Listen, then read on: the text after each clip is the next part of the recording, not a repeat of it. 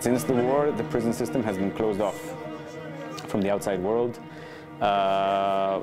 From the beginning, there were no lawyer visits, no access to the outside, of course no family contact, no phone calls, and no ICRC visits. For the first time since 1969, it's happened that they don't have access at all to the detainees held inside Israeli prisons. Af en toe duiken er beelden op van Palestijnse gevangenen in handen van Israëlische soldaten. Vaak zijn het beelden van vernederingen. De Israëlische advocaat Daniel Shenhar staat met zijn mensenrechtenorganisatie Palestijnse gevangenen bij en luidt de alarmbel. A cell that used to hold 5 or 6 detainees now holds 10 to 15. So people are sleeping on the floors, cramped. There is no water running in the sinks, just 1 hour or half hour a day in the toilet and the sink. So hygiene as well. The food was reduced to a bare minimum. Beatings. Sometimes extreme, beating with clubs, beating with fists and kicking. There were 12 deaths inside the prison since the war started, and at least 5 of them, it's clear, happened after the detainees were beat and they were beaten and they didn't get any medical attention and they died from their wounds.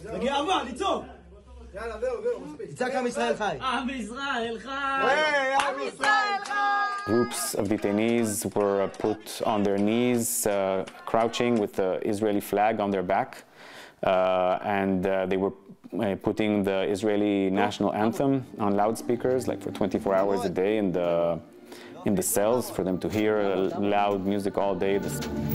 Vamos, okay, va. Culo.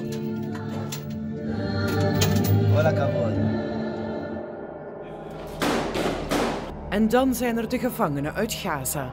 Niemand weet hoeveel Palestijnen daar zijn opgepakt of en waar ze zijn opgesloten. Ze lijken van de aardbodem verdwenen. The situation of the detainees from Gaza is even worse. Never before have I encountered a situation where the state is saying we are not going to give information regarding detainees from Gaza. We have no legal obligation towards detainees from Gaza. Is this according to international law? Of course not. This is completely against international law. You cannot hold a person incommunicado. Ook internationale organisaties zoals de VN klagen de behandeling van Palestijnse gevangenen aan. Ze krijgen getuigenissen van vrijgelaten Gazanen. During my time here, I managed to meet a number of released detainees. They described being beaten, humiliated, subjected to ill treatment, and to what may amount to torture. So they came out in prison uniforms, or they came out in diapers.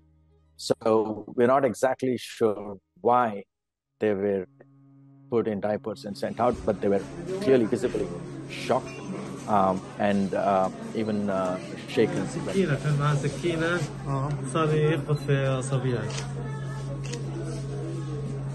بده يقص ودني حتى لولا قلت له هذا ايش كان يساوي؟ يقص ودني يعذبوا فيي يقولوا لي وين حماس؟ يقولوا ما بعرفش وين رفاقها؟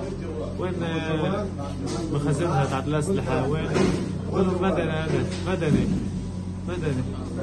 Do you know whether this is individual cases of bad apples among prison guards? I've never encountered before such a vast number of complaints about violence, which have been happening since October 7th in all of the detention centers and all of the prisons. It's clear to me that it's not some rotten apples. It's a clear indication that there are many. It's a systemic use of violence against the Palestinian detainees. Het publiek internationaal en in Israël weet dat dit gebeurt. En toch komt er weinig tot geen reactie. So what's it like for you? Because you're also an Israeli. Yeah, what it's like for me, a bit lonely. For me it's a bit lonely. It's not easy. Because the feeling you get is, of course, that you were working against your people, against the government, but that I'm used to, but against also the will of the majority of the people. You tend not to talk about it too much, even with the closest family, friends. It's something that you... Even there it's difficult? Yeah, yeah, after October 7th, it's very difficult. Checks and balances, de verschillende machten die elkaar controleren. Het werkt in Israël niet meer, zegt de advocaat. En dat is verontrustend. We see it in the conditions of detention in the Israeli prisons, in the backsliding of democracy in general. It is a clear impact of the occupation. And now having this complete disregard for basic rights for humans in detention, I don't know. Now it's for Palestinian detainees. Tomorrow it might be for, I don't know, for political opponents, for anybody who doesn't seem to fit to the mainstream Israeli public. I'm very worried that this practice would become the new normal.